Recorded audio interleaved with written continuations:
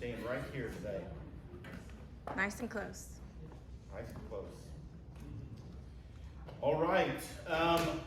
Did you all get a chance last week when I know Kelly and I were here to talk?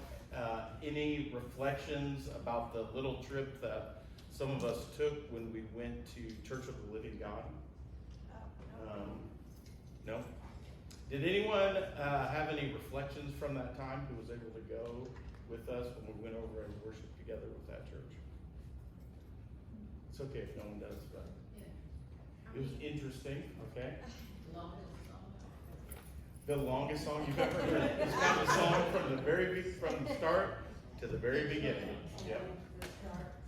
Yeah. And the service of this pastor did a good job. Yeah. Mm-hmm. I was surprised how taken Dory was with the music. Yeah. I mean, that's one of the first, she's only 4, but she's been around worship music her whole life. But I mean, second song in, and she asked if we could go there all the time, just for the Yeah. music. Yeah. So that surprised me. She really liked it. Good. It's been kind of a neat experience for those of us who've been able to go visit some other churches in Muncie, and they have been churches that have a little bit different style of worship and experience of worship. So I've really enjoyed doing that. I hope you all have too when you've been able to join us. So, They were really friendly. and they were really, everyone was really friendly.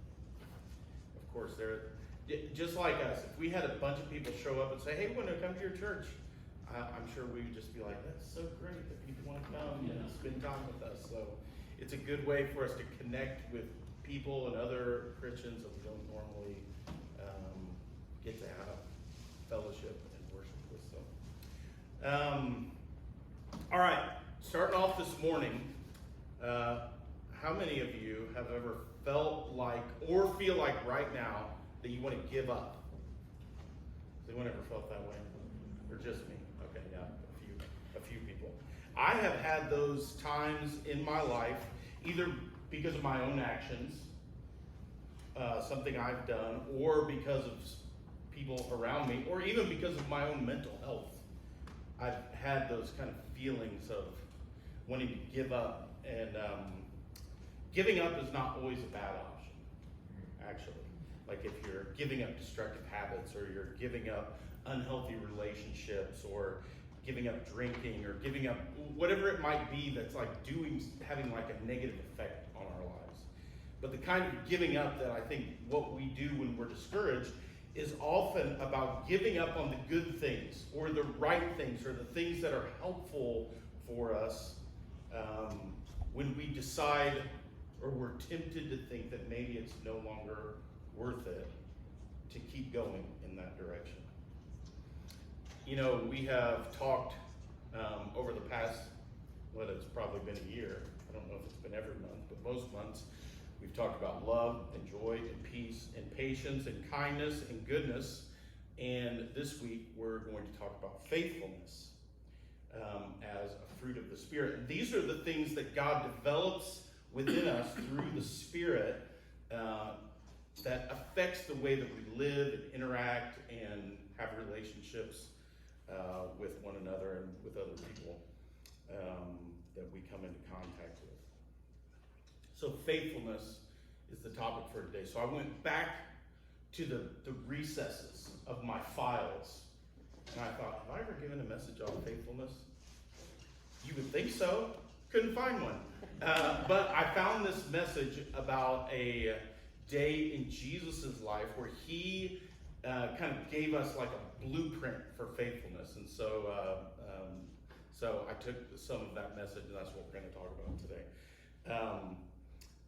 In all the years that I have followed the Lord, some of you have followed the Lord more years than I have, but I have known Jesus and been walking with him for about 33 years.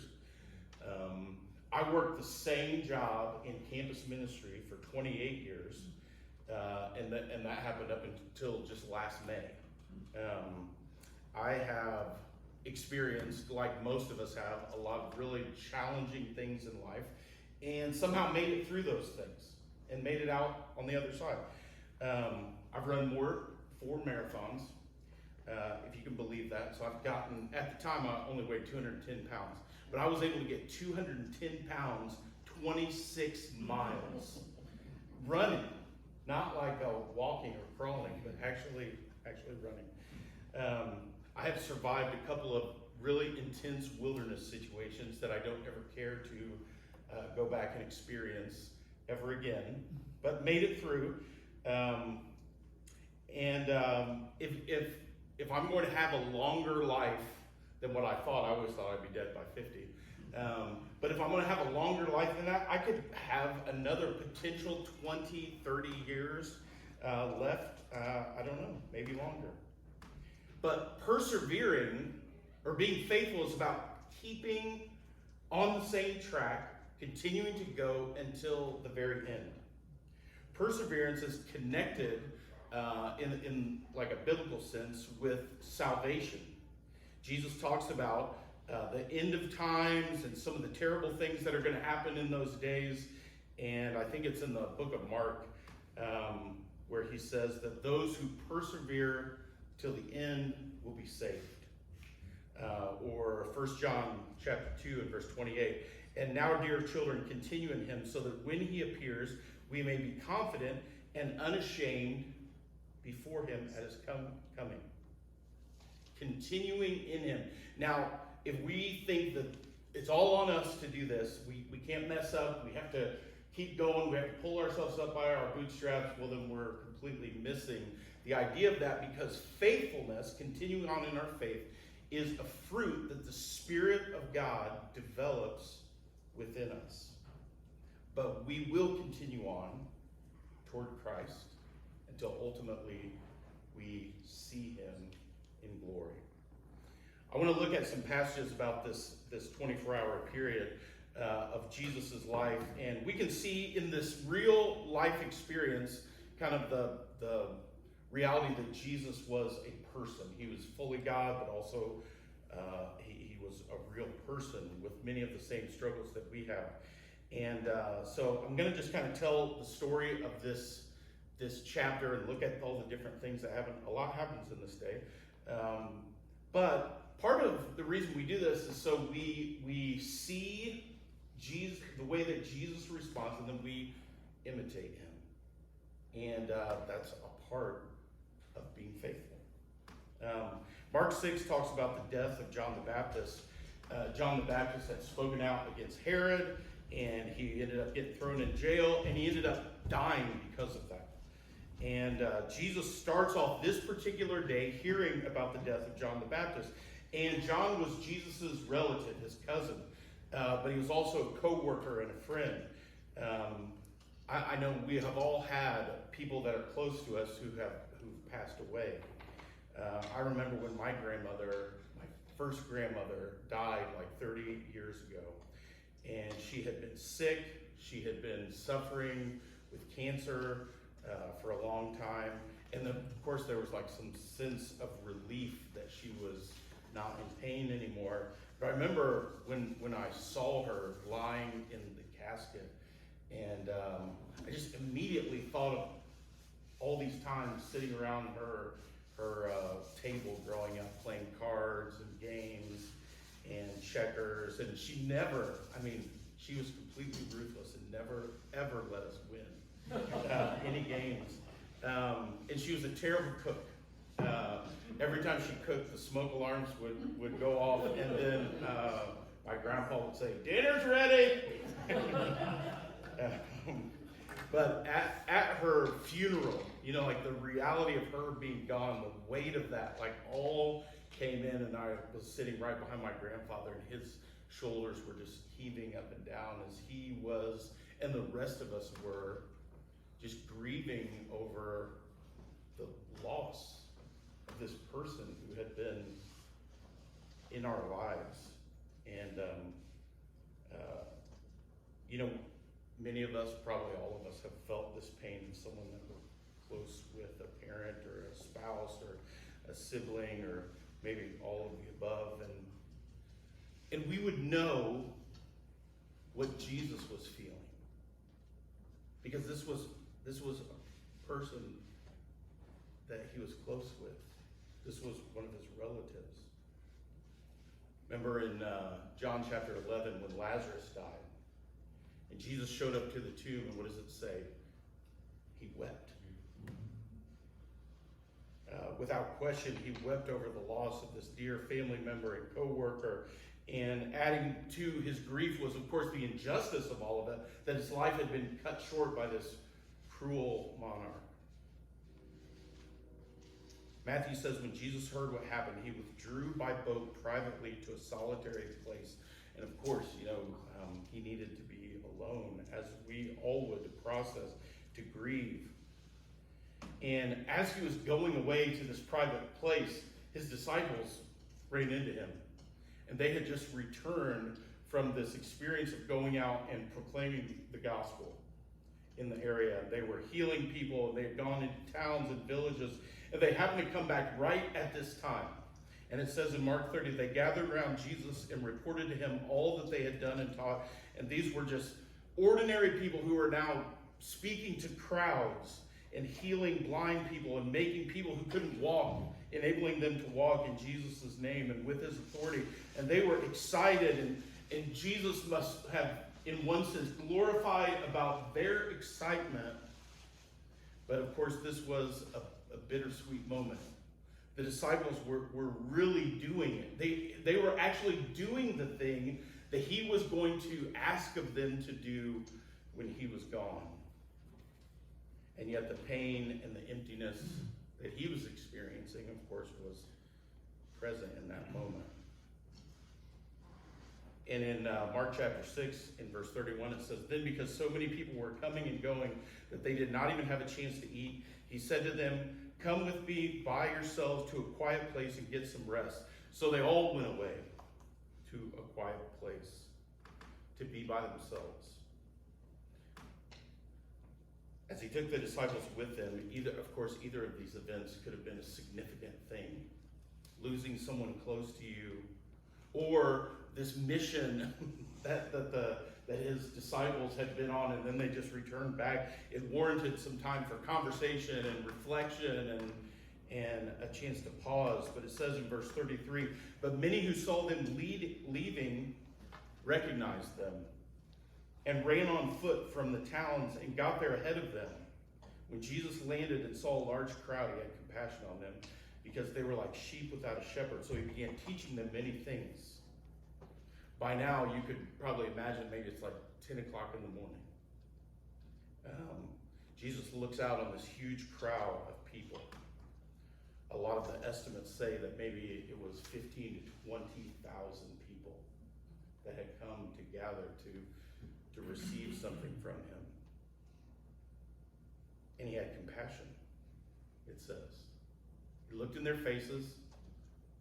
He saw that they needed something, and he began to give it to them.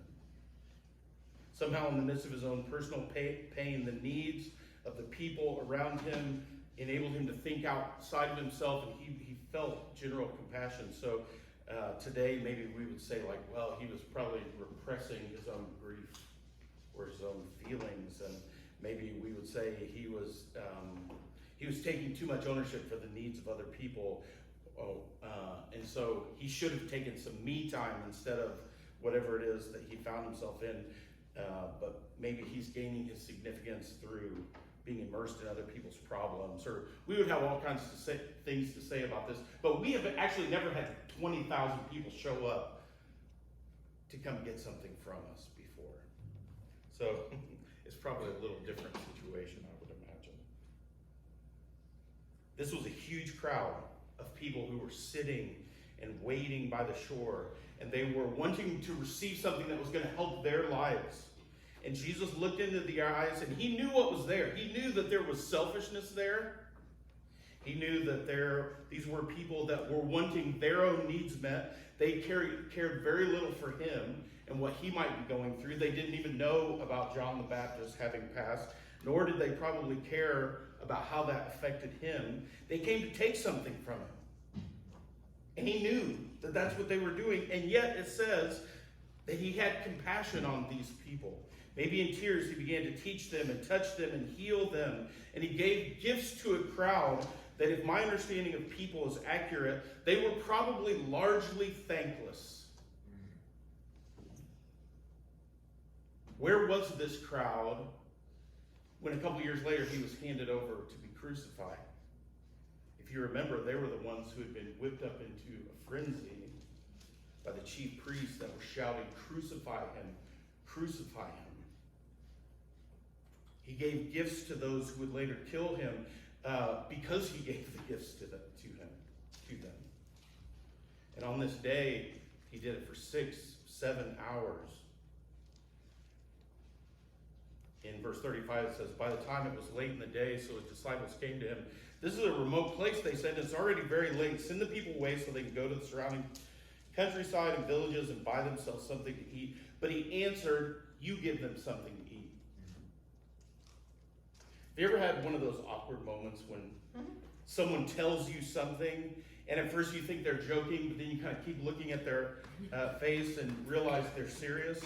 My wife had that look on her face when I proposed to her at a McDonald's parking lot off of an exit ramp of a highway. You're being serious? Yes.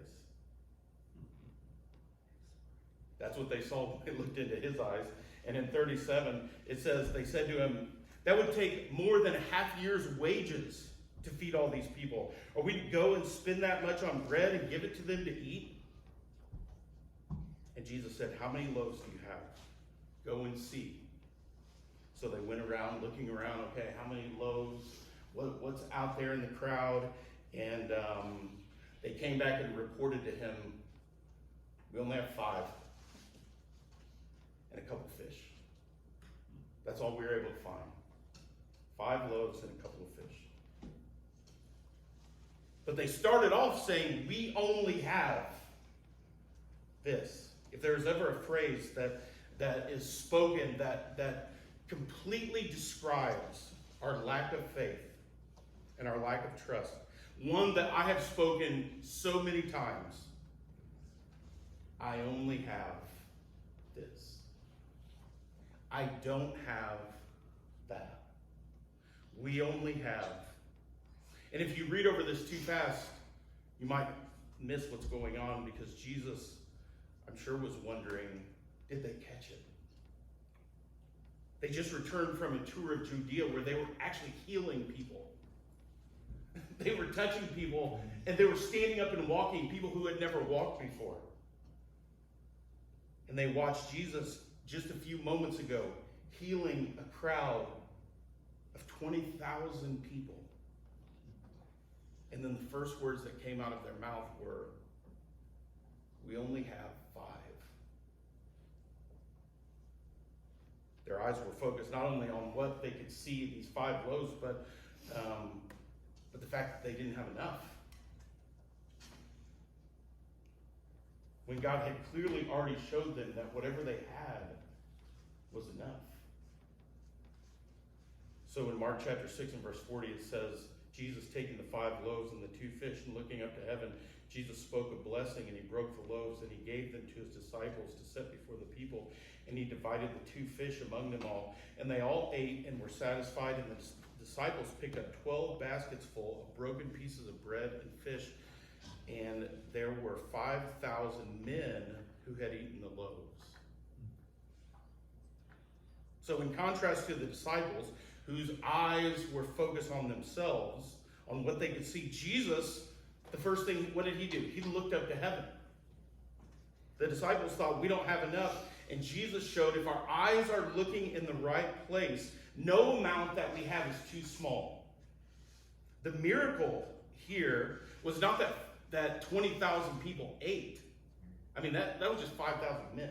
That didn't count all the women and the children that were there. The miracle was that 20,000 people were able to see that with just a little bit of faith, nothing is impossible. How many of us here in this place at Avondale Church, we need to be reminded that the little that we have is enough. The little that we have is more than enough for God. When our eyes are on Him. To live a life of faith in God, this can be kind of a lonely journey. I remember, if you've ever seen The Lord of the Rings, I've probably talked about this a lot.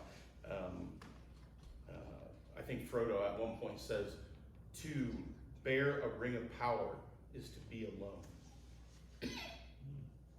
Even though he had a fellowship of people around him, he was entrusted that with something that was only his to bear. It was only his journey that he could walk. And we can be surrounded by some of the greatest friends and companions, people who love us, people who would lay their lives down for us, and it can still be lonely. Believe me, I have some of the greatest people around me. And if I could choose companions for the journey that I'm on, I would choose the people that I have. But the truth is that none of them have to live my life. They don't have to live with the choices that I have to live with. And we all have our own journey to live, our own story to walk out. And so, as a pastor, as a leader, especially at times, I have felt very alone in walking out my faith in Jesus. And Jesus must have felt this loneliness too, because his closest followers lost heart. They lost faith. And yet he just kept living it out, showing them how to keep going, how to keep following. He had a cross to bear, and no one else was going to go with him until years after he died. And the disciples looked at themselves, and Jesus' eyes looked up to heaven in confidence. He was the only one who trusted God.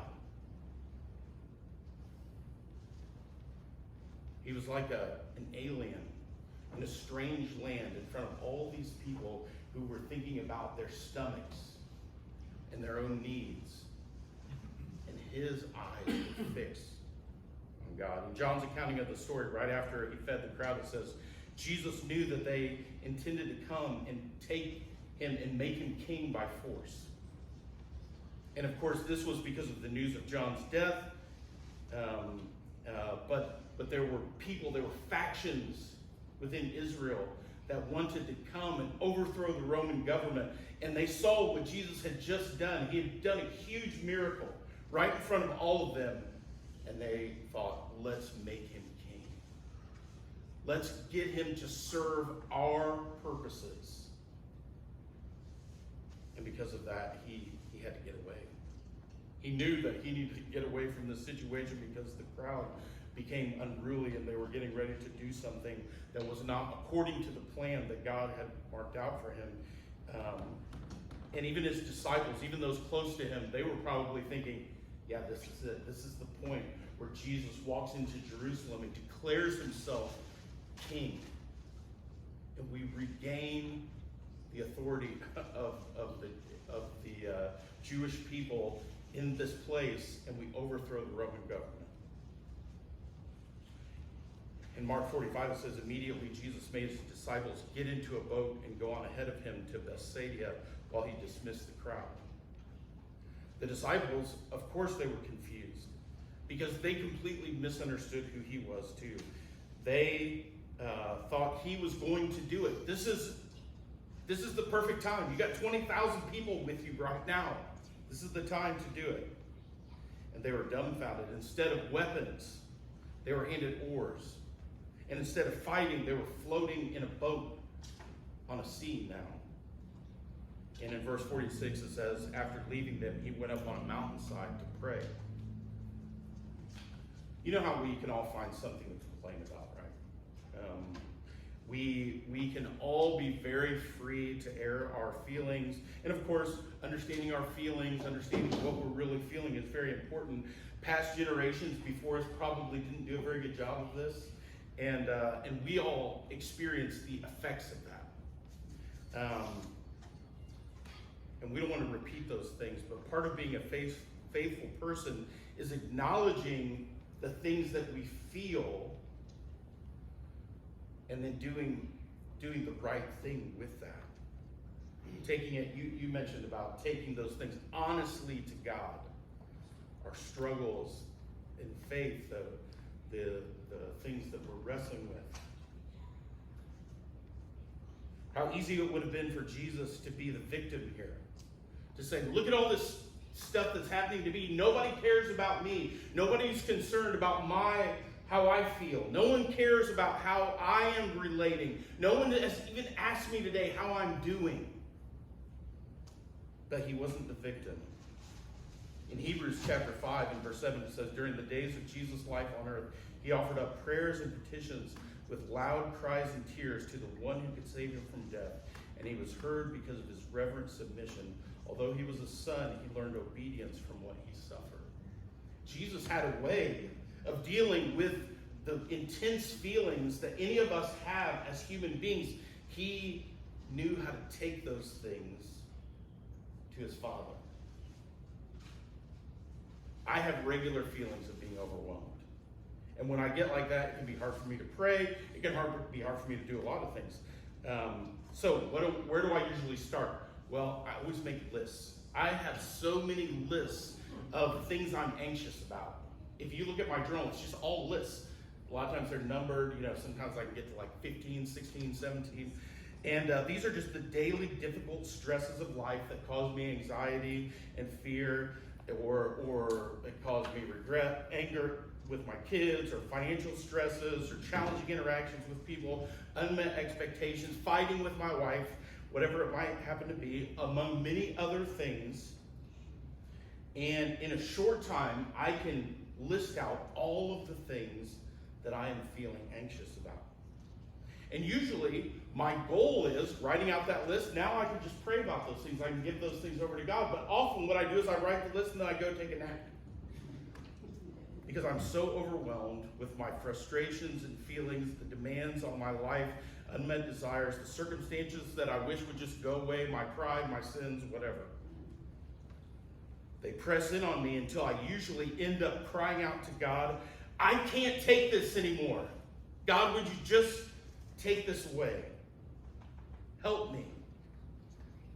Maybe that's what Jesus was praying that night upon that mountain.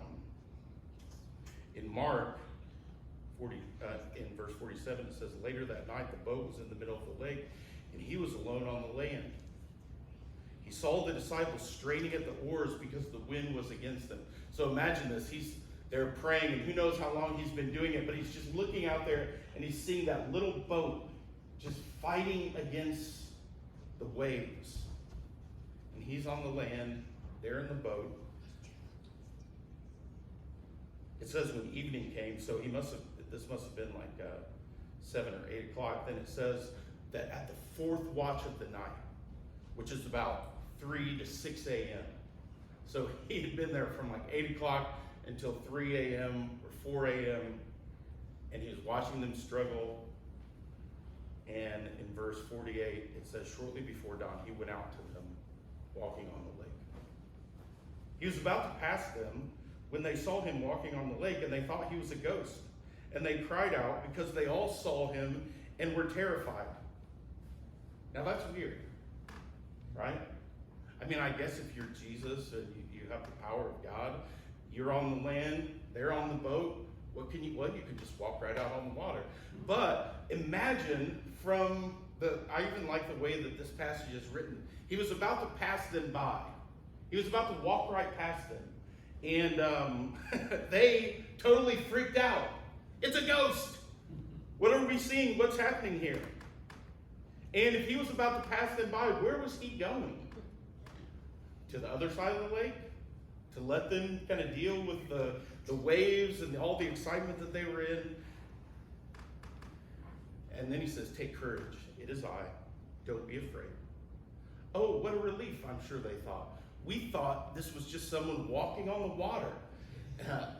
I mean, this is one of those things that we've read and heard this passage so many times that we don't even think about how strange it would have been for the disciples to experience this. Then something even more strange happens. And this part is recorded in Matthew chapter 14.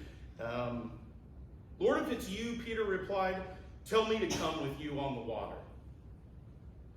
Now, where did that come from? Jesus never taught them, whoever will come after me shall walketh on the water. He never said that. I'm sure the other disciples are thinking, Peter, you're doing it again. You've gone too far. You're trying to get one up on us. You're always trying to do that to us. Who do you think you are? We hope Jesus puts you in your place. Yeah, get out and just fall into the water. But Jesus said, okay, come. And maybe he's thinking, here is one who's beginning to grasp what I'm trying to teach them all. He's beginning to understand who I am. I am the one who can enable you to walk on the water. So Peter gets out of the boat. And he is the only one with the guts to put his reputation on the line and to trust them. While everyone else is sitting, he is getting ready to walk on water. Think about how weird that is. I'm not a baseball fan, but I remember hearing this story when it happened. This was back in the 1990s against the Tigers in Detroit. Steve Lyons of the White Sox bunted. He raced down first baseline, and he knew it was going to be tight, so he dove at the back. Safe. And the Tigers pitcher disagreed, and then the umpire got into a shouting match, and then Lyons, he stepped in to voice his opinion. And he felt some dirt trickling down his leg. And so without a beat, he just completely dropped his pants in front of 20,000 people. And this was in the middle of a Major League Baseball game. And of course, I'm not condoning this sort of behavior. But think about this guy. This is a guy who's willing to just get the job done. If he's got dirt going down his leg, drop your pants, wipe the dirt away.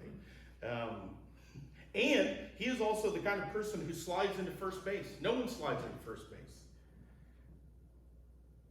How many people out there who are willing to just throw caution to the wind and do what it takes to be a person of faith that doesn't care about what the crowd thinks, that does the thing to display courage and trust in Jesus? And here's Peter with the courage to do what no one else would do. While everyone else is sitting in the boat, and despite the snickers of James and John, he had the courage to make this request of Jesus. And in verse 30, it says he did it, actually. He actually was on the water, standing there. But when he saw the wind, and he was afraid, and he began to sink, and he cried out, Lord, save me! And immediately Jesus reached out his hand and caught him, and he said to him, you of little faith, why did you doubt? Now, I can think of a really good reason why he doubted. Actually, the wind and the waves, and the fact that he was walking on water. But it's almost like Jesus was saying, Peter, you were doing so well until you took your eyes off me. And when you were looking at me, you were standing on water. But when you looked at the waves and the wind and your circumstances and what everyone else was thinking, you started sinking. I remember one time when I was in ministry going over to the dorms at Ball State with to hang out with a friend of mine who was on staff and another guy that I had known who was coming around to the church. And a long time ago, I'd memorized this verse, and it's Romans chapter 1:16. And it says, the gospel is the power of God for salvation. And for some reason, before we went over there, we were just praying. And I don't know if you've ever had one of those like moments when you pray for something and then you just become convinced that this is going to happen. And that was kind of happening while we were praying. And we had just prayed that God would, run us into someone who was ready to give their lives to Jesus. And I don't know why on that particular time that we just had the faith to believe it. But we kind of walked into the dorms with that sense like someone is going to commit their lives to following Jesus today. And but getting in there, I don't know what it was, like just being on the dorm floor, hanging out with the guys on the floor. I'm thinking, these guys, none of these guys really care about God. they're into other things and, whatever they're doing on their computers, or girls and music, and they're happy with their lives. In fact, why am I going to come in here and start talking to them about God when they seem just fine with whatever is going on, and they don't want to listen to anything I have to say, and I just want to go home to my wife. At least she'll pretend like she's listening to me. It would just be better if I wasn't here. That was all what I was thinking. Then this guy that we had talked about with some spiritual things, he came out of his room, and he's actually a really kind of a well-known person in Muncie. We were standing there talking to him, and then this other guy came out of his dorm room, and we started talking to him, and we somehow just right in the middle of it got into this really in-depth conversation about faith in Jesus. It was very direct, and there was a lot of questions that were being asked, and we had a great conversation, and the first guy, the guy that we were talking to, he was kind of half interested, and he walked away, and I was like, well, that was a good experience. And then I was like, let's go home. And as we were leaving, this other guy grabbed us, and he was like, hey, can you come in to my room and talk to me for a minute? He goes, when you were talking to that other guy, I was listening to everything you're saying. I've been in church my whole life, and I have never committed my life to following Christ. I was like, he said, could I do that right now? I was like, yeah, you can do that right now. I mean, like right now? He's like, yes. And so right there, he prayed and gave his life to Jesus. And he has been a great friend ever since. He's actually a counselor over at Open Door right now. A great man of faith who loves Jesus and has for many, many years of his life. And then when I walked out to my car, I thought, why was I doubting this? We had prayed, and I had been so confident that God was going to do something. Then I kind of saw everyone in their own native habitat, and I thought, people aren't interested in this. And then God did the thing that he kind of showed us that he was going to do anyway. When your eyes are on your feelings, when you see what's on the outside, on the shell of people, I heard your prayer, and he answered. So Peter was like that. He had faith in a moment that seemed ridiculous to others, and then he did something that no one else would do, and when he stopped looking at Jesus, he sank. And we've replayed the same story probably hundreds of times in our lives, haven't we? It says in verse 32, and when they climbed into the boat, the wind died down, and those who were in the boat worshiped him, saying, truly you are the Son of God. That's quite a day. That was probably 24 hours when all that stuff happened. They landed the boat on the other side of the shore, and the next chapter kind of gives you the impression that it's all starting over again, because when they got to the other side of the shore, everyone had run around from the other side of the lake to meet them. And this crowd is waiting for Jesus again. One day of our lives is not especially significant, because that day is going to end and another day is going to follow. That doesn't mean there may not be significant moments in a day, but we have a lot of days. One day that leads to the next day, which leads to the next day. And perseverance or faithfulness is just stringing those days together. It's just taking one day, today, the things that God has in front of us, the things he puts before us, and responding to him in faithfulness. And then the next day, doing the same thing. And we can do that for years and years and years until we meet with Jesus face to face in glory. And that's why faithfulness, that's why God develops faithfulness in us, because we're human, and the pain and the struggle is an intimate companion with us. I am not shocking anyone when I say that sometimes life just sucks, right? And it's hard. and it's stressful, and it's confusing, and it doesn't turn out the way that we dreamt that it would, and there's real pain and loss and abandonment and loneliness, and when we want to give up and throw in the towel, we have to put our eyes on Jesus. We have to watch him, because he certainly could have given up at any point, but he didn't. And in fact, in Hebrews chapter 12, verse 2, it says, fixing our eyes on Jesus, the pioneer and perfecter of our faith, for the joy set before him, he endured the cross, scorning its shame, and sat down at the right hand of the throne of God. Fixing our eyes on Jesus, he endured to the end. And this was his own journey, which led to his crucifixion, then his resurrection in glory. And he did it for the joy set before him. So faithfulness is really about looking to the joy set in front of us. That's how we become faithful men and women who just keep going for another day. Let's pray. Father, we thank you for the truth of your word. We thank you for the example of Jesus. And we pray that we would be men and women of faith, not just faith in moments that are separated by lots of other days, but we just pray that we would be faithful in each day for the things you put in front of us. However big those things might seem, however small those things might seem, help us to be willing to walk through our fears, help us to walk through into places of peace and rest, knowing that you are always with us. Thank you for even the challenges that lately, even as a church community, we face, and we're thinking about, Lord, what are you doing next? Lord, we just want to walk faithfully with you, knowing that you have us. So we surrender ourselves to you. We receive your Spirit.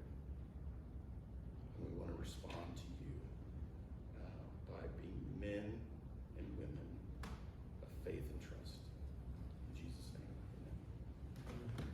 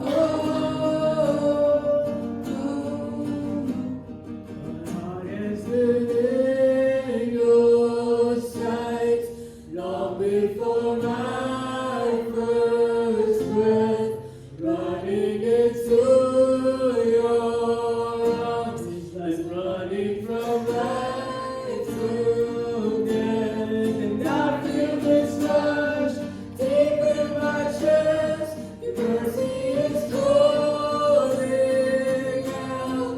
Just as I am, you pull me in, and I know I need you now. So I run to the Father, I fall into grace. I'm done with the hiding, the reason to wait. My heart needs a surgeon, my soul needs a friend. So I run to the Father again and again and again and again. Oh, again and again and again and again.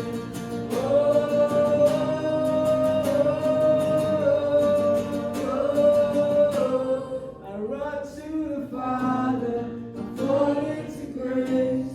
I'm done with the hiding, no reason to wait. My heart needs a surgeon, my soul needs a friend. So I run to the Father again and again and again and again. All right. Thank you. Thank you guys for coming. We have a benediction here. Now to him who's able to keep you from stumbling and to present you blameless before the presence of his glory with great joy, to the only God, our Savior, through Jesus Christ our Lord, be glory, majesty, dominion, and authority before all time, now and forever. Amen. All right. Good seeing you all today.